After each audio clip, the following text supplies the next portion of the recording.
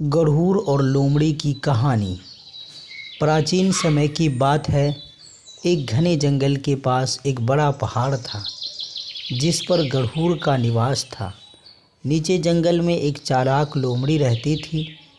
दोनों अपने अपने क्षेत्र में शक्तिशाली और प्रसिद्ध थे, लेकिन उनकी स्वभाव और जीवन जीने की शैली में बड़ा अंतर था। गरुड़ अपने तेज पंखों और ऊंचाई में उड़ने की क्षमता के लिए प्रसिद्ध था। उससे अपनी शक्तियों पर बहुत घमंड। वह सोचता था कि इस जंगल में उससे बेहतर कोई और प्राणी नहीं है। वह दूसरी ओर लोमड़ी अपनी चतुराई और धैर्य के लिए जानी जाती थी। वह हर परिस्थिति में अपने दिमाग का इस्तेमाल करती थी। एक दिन गरुड़ अपनी ऊंची चट्टान से जंगल का नज़ारा देख रहा था।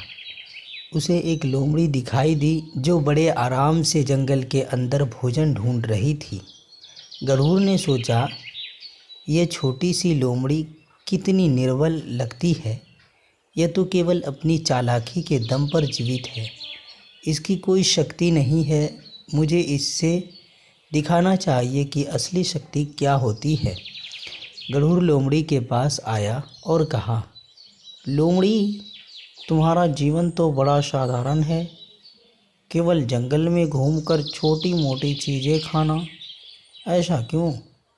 अगर तुम्हारे पास मेरे जैसे पंख होते तो तुम भी आसमान में उड़ पाती और ऊंचाइयों को छूती। लोमड़ी गरुड़ की बातें सुनकर मुस्कुराई और शांतिपूर्वक उत्तर दिया, गरुड़ भाई, आपकी ऊंचाइयों को छूने की ताकत काबिले तारीफ़ है, लेकिन क्या आपने कभी सोचा है कि मेरी छोटी सी चालाकी ने मुझे जंगल का सबसे चतुर प्राणी बनाया है।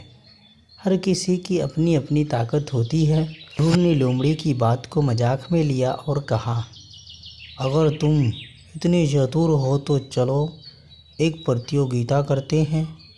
मैं देखता हूँ कि तुम्हारी चालाकी मेरी ताकत को हरा सकती है या नहीं। लोमड़ी ने सोचा, यह गरुड़ अपने घमंड में पूरी तरह अंधा हो चुका है। इसे एक सबक सिखाना जरूरी है। उसने गरुड़ की चुनौती स्वीकार कर ली। पहला मुकाबला पहाड़ की चोटी पर पहुंचने का था।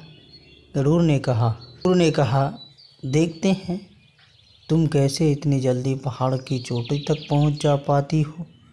यह कहकर गरुड़ अपनी विशाल पंखों को फैलाकर ऊंचे आकाश में उड़ गई और कुछ ही पलों में पहाड़ की चोटी पर पहुंच गया। लोमड़ी ने धीमे कदमों से चलते हुए पहाड़ की चढ़ाई शुरू की।